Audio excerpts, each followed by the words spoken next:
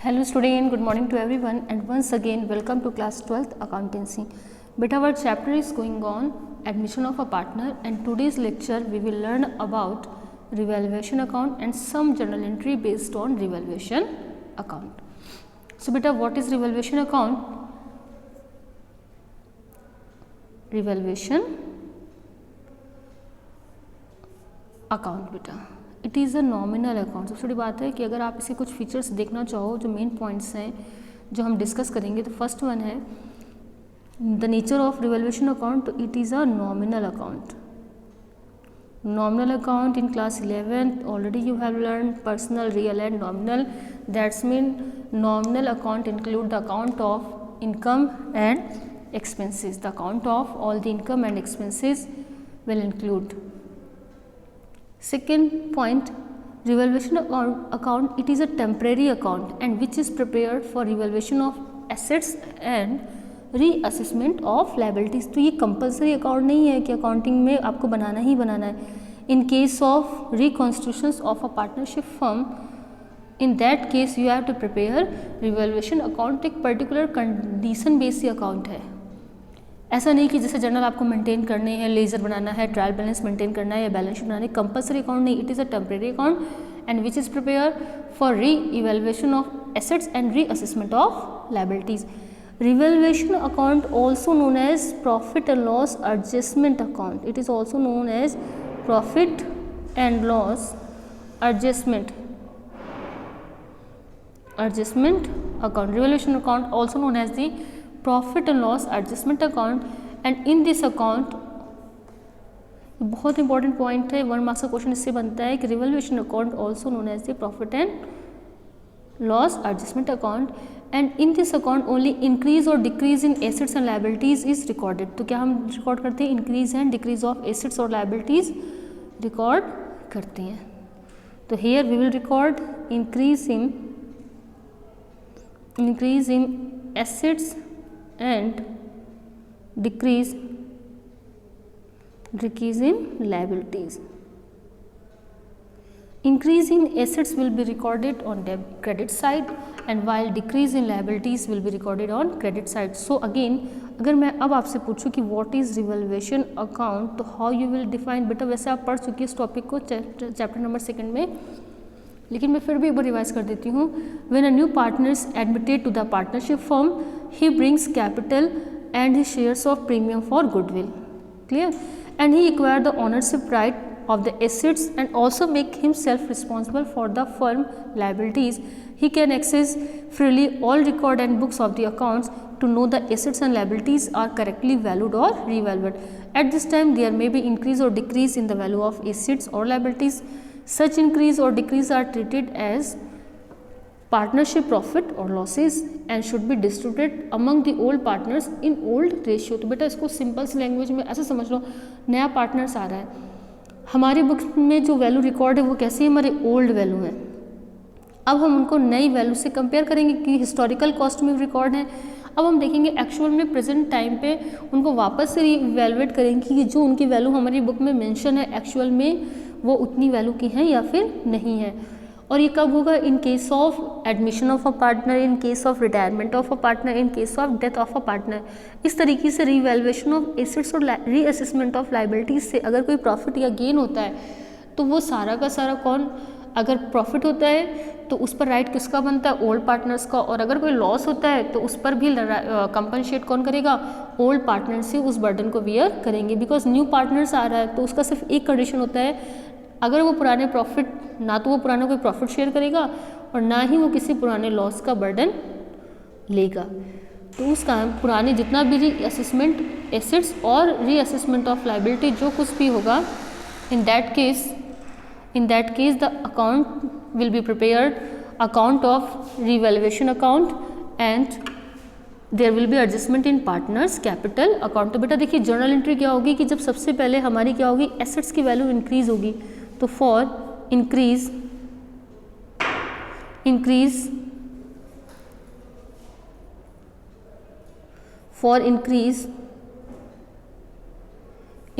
in the value of assets,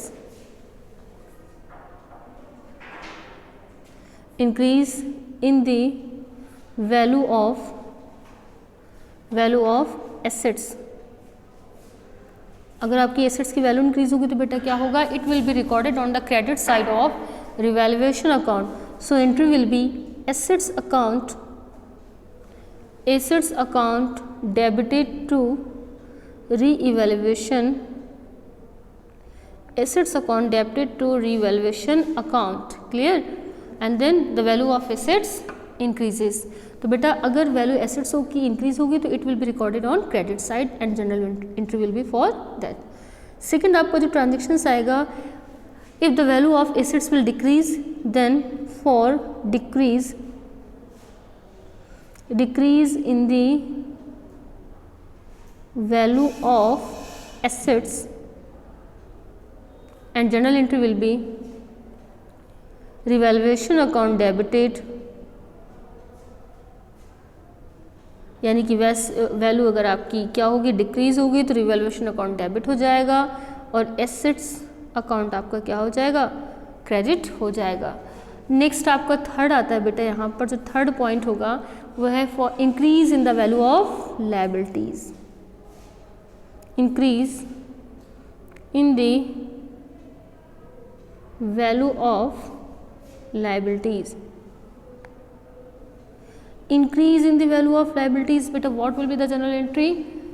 Entry will be liabilities की value अगर increase हो रही तो आप ये बताइए हमें प्रॉफिट हो रहा है या लॉस हो रहा है. बेटा हमें लॉस होगा और लॉस होगा तो रिवैल्यूएशन अकाउंट आपका क्या हो जाएगा, डेबिट हो जाएगा, because it is a nominal account. So revaluation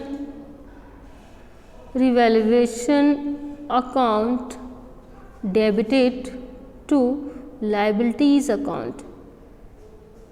Clear बेटा, revaluation account debited to liabilities account. Next की अगर हम बात करते हैं बेटा तो नेक्स्ट के ट्रांजेक्शन्स हमारे देख लीजिए. फोर्थ पॉइंट हमारा जो होगा, जो जर्नल एंट्री कॉमन आती है, decrease in the value of liabilities. बेटा ये जो मैं पॉइंट डिस्कस कर रही हूँ it is important for chapter number 2, chapter number 3 as well as chapter number 4 also. First that's mean आपको chapter number 2 change in profit sharing ratio, chapter number 3 admission of a partner, retirement as well as death. इस common point है. तो decrease in the value of liabilities, in that time what will be the journal entry? Journal entry will be liabilities account debited, liabilities account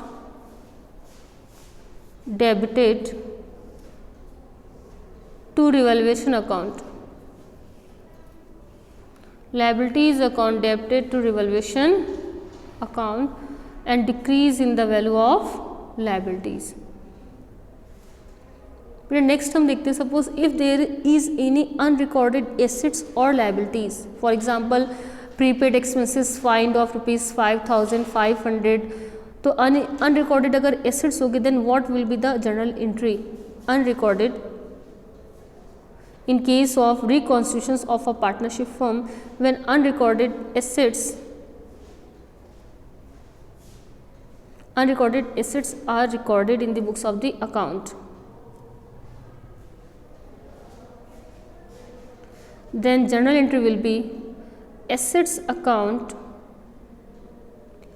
अगर बेटा देखो ऐसे common आपकी बात है, अगर आपको कोई अनरिकॉर्डेड एसेट्स मिलती है तो आप बताइए आपका प्रॉफिट होगा या लॉस होगा? 101% आपका गेन होगा.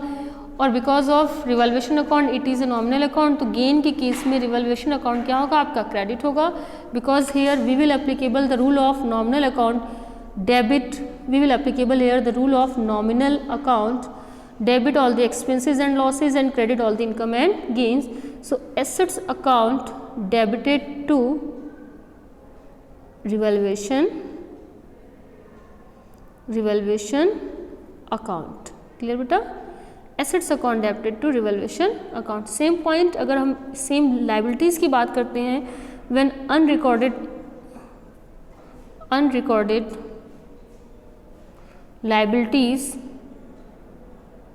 liabilities are recorded. कोई हमें अनरिकॉर्डेड लायबिलिटीज़ मिलती है देन क्या होगा बेटा, तो आप फिर रूल के अकॉर्डिंग देखिए, लाइबिलिटीज़ से हमें प्रॉफिट होगा या लॉस होगा। लाइबिलिटीज़ बढ़ने की वजह से रिस्पॉन्सिबिलिटी बढ़ेंगी, हमें लॉस होगा। तो 101% हमारे रूल के अकॉर्डिंग क्या होगा, लॉस हमेशा डेबिट होते हैं according to the nominal account, because revolution it is a nominal account. So revaluation account will be debited and entry will be revaluation account debited to liabilities account. तो सिर्फ आपको इतना याद रखना है, अगर कोई गेन हो रहा है तो वो क्रेडिट में इंटर्ड हो जाएगा रिवॉल्यूशन अकाउंट में, और कोई लॉस हो रहा है तो वो डेबिट में आके इंटर्ड हो जाएगा टू लाइबिलिटीज़ अकाउंट, फिर वो एसेट्स की वजह से हो या फिर लाइबिलिटीज़ की वजह से। नेक्स्ट बेटा अगर हम बात करते हैं हमारे क्वेश्चंस के नेक्स्ट पॉइंट की, अगर हम बात करते हैं, then when profit on revolution transfer to old partners, when we will prepare revolution account, in that time either there will be profit or there will be loss. So when profit on revaluation transfer to old partners capital account, so when profit transfer to old partners capital account, and that time journal entry will be revaluation account debited to old partners capital account. बेटा ये समझ में, profit होगा तो balance हमारा debit में आएगा and it will be transfer to profit and loss account. Clear, it will be transferred to profit and loss, it will be transferred to old partners capital account. next की अगर हम बात करते हैं, when loss on revaluation transfer to old partners capital account, when loss on revaluation transfer to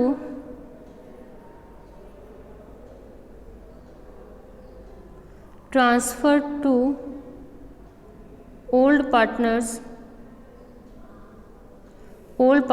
capital account, तो old partners capital account debited to revaluation account।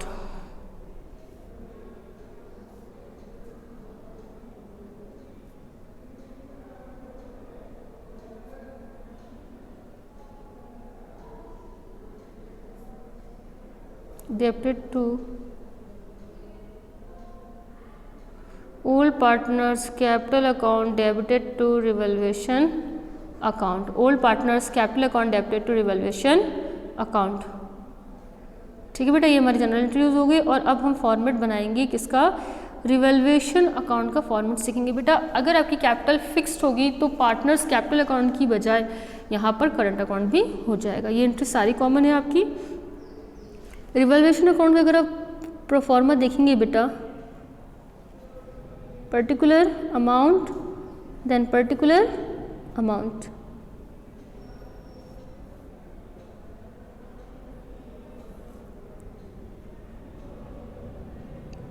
Particular amount, ठीक है। Revaluation account, it is a nominal account and here rule will be applicable, debit all the expenses and losses, credit all the income and gains. If there any increase in assets you will record on credit side, so increase in the value of assets will be recorded on debit side, and then two side में क्या record होगा, decrease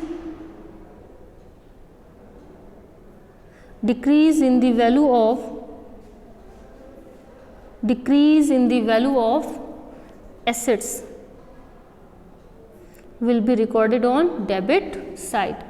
then unrecorded assets, हमारा gain हो रहा है,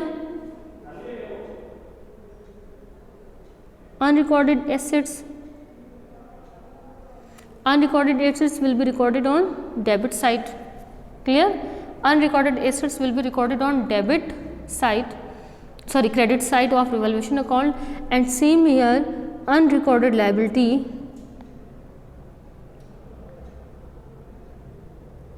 unrecorded liability कहाँ बेटा होगी, आपकी डेबिट में रिकॉर्ड होगी और एसेट्स आपकी क्रेडिट में। फिर है बेटा लॉस ऑन अनरिकॉर्डेड हो गया, increase in the value of liabilities, वो देखिए आप, अगर लाइबिलिटीज़ की वैल्यू इंक्रीज हो रही है then to increase in the value of liabilities वो रिकॉर्ड होगी, और decrease in the value of liabilities वो भी आपकी कहाँ आएगी, वो क्रेडिट में आएगी। तो by decrease in the value of liabilities, value of liabilities वो आपकी कहाँ रिकॉर्ड होगी बेटा, वो आपकी क्रेडिट में रिकॉर्ड होगी। इसके बाद इसी फॉर्मेट को हम कंटिन्यू करते हैं। तो देखिए यहाँ पर जब सारे आपने पॉइंट्स रिकॉर्ड कर लिए एंड देन जो आपका डेबिट साइड है एंड देन क्रेडिट साइड है, प्रॉफिट अगर हो रहा है रिवैल्यूएशन में, अगर आपका बैलेंस किस तरफ आ रहा है, डेबिट में, क्रेडिट ज़्यादा है और बैलेंस किस तरफ आ रहा है आपका, डेबिट में आ रहा है, देन आपका ये प्रॉफिट होगा। Then profit transfer to profit on, इसको वापस से बना लेते हैं एक बार फॉर्मेट, ये आपकी अमाउंट है एंड देन ये अमाउंट है, profit on revaluation, then two, उसी फॉर्मेट को हम कंटिन्यू कर रहे हैं बेटा, two profit on revaluation transfer to partners capital account, partner जितने भी होंगे XYZ वो हो जाएगा आपका। एंड अगर कोई लॉस हो रहा है देन आप लिखेंगे by loss on revaluation transfer to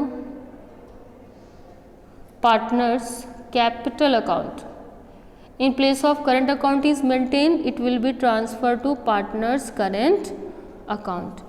सो ये तो आपका था बेटा रिवैल्यूएशन अकाउंट। अब हम एक छोटा सा न्यूमेरिकल क्वेश्चंस को देख लेते हैं और किस तरीके से हमारा रिवैल्यूएशन बनेगा। ठीक है, कुछ ऐसे पर्टिकुलर पॉइंट्स हैं, for example increase in bad debits provision, वो क्या करोगे, सपोज कुछ पर्टिकुलर पॉइंट्स है जो रिवैल्यूएशंस में आप क्या कंप्लीट ट्रीटमेंट किस तरीके से करोगे, तो उसका ये दो पॉइंट्स हैं, इनका भी डिस्कशन बहुत ज़रूरी है बिकॉज बच्चों को हमेशा कन्फ्यूजन होता है इन पॉइंट्स में। Suppose increase in bad debits provision, अगर बैड डेबिट्स के प्रोविजन इंक्रीज हो रहे हैं, increase in bad debts provision, तो बेटा बैड डेबिट्स के प्रोविजन इंक्रीज होने से हमारी एसेट्स क्या हो जाएगी, डिक्रीज हो जाएगी। तो रिवैल्यूएशन अकाउंट में तो क्या हो जाएगा, रिवैल्यूएशन अकाउंट आपका, it will be recorded on revaluation account debit side, where debit side of revaluation account, and balance sheet में क्या करेंगे, it will be deducted from particular assets like a debtors, it will be deducted from debtors in the balance sheet और add in provision. Second है decrease in bad debits provision, same point आपका आ जाएगा, अगर bad debits के provision आपके decrease हो रहे हैं तो decrease in bad debits provision, increase अगर डेबिट में आएगा देन डिक्रीज बेटा किस तरफ आ जाएगा, क्रेडिट में। So it will be recorded on credit side of revaluation account, credit side of revaluation account, credit side of revaluation account it will be recorded. Next की अगर हम बात करते हैं बेटा, अगर कोई पार्टनर से आपका ट्रीटमेंट ऑफ अनरिकॉर्डेड लायबिलिटीज़ का, तो वापस से आप देख लो रिवैल्यूएशन अकाउंट आपका क्या हो जाएगा, रिवैल्यूएशन अकाउंट आपका क्या हो जाएगा, डेबिट हो जाएगा, और बैलेंस शीट में it will be mention on liability side, किस तरफ मेंशन करोगे, लायबिलिटी साइड। बेटा इसके नोट्स मैं आपको भेज दूंगी तो प्लीज़ आप उसको पढ़ लेना, बहुत सारे पॉइंट्स हैं उन पर हम डिस्कस, जैसे जैसे हमारा टॉपिक आता चला जाएगा वैसे वैसे हम डिस्कस करेंगे। एंड देन अगर जो हम बात करते हैं हमारे नेक्स्ट पॉइंट की, इन्वेस्टमेंट फ्लैक्चुएटिंग फंड, बेटा ऑलरेडी आप किस में पढ़ चुके हो, इन्वेस्टमेंट फ्लैक्चुएटिंग फंड के बारे में आप चैप्टर नंबर 2 में आप पॉइंट कंप्लीट कर चुके हो, एज वेल एज आपको जो वर्कमैन कंपनसेशन उसके पॉइंट्स भी आपने कंप्लीट कर लिया। तो हम डायरेक्टली न्यूमेरिकल क्वेश्चंस में आते हैं। तो बेटा देखो, एक हमारे पास न्यूमेरिकल क्वेश्चन है और हमें करना क्या उस क्वेश्चंस में, एक छोटा सा कोई भी हम न्यूमेरिकल क्वेश्चन डिस्कस करते हैं एंड उसके अकॉर्डिंग फिर हम अपने क्वेश्चंस को सॉल्व करेंगे। और ये क्वेश्चन है आपके एक पॉइंट में आया हुआ है, एग्ज़ाम में आया हुआ। फॉर एग्जांपल एक रिवीजन के लिए मैं एक छोटा सा पॉइंट्स ले लेती हूँ तो आपको थोड़ा सा समझ में आ जाएगा।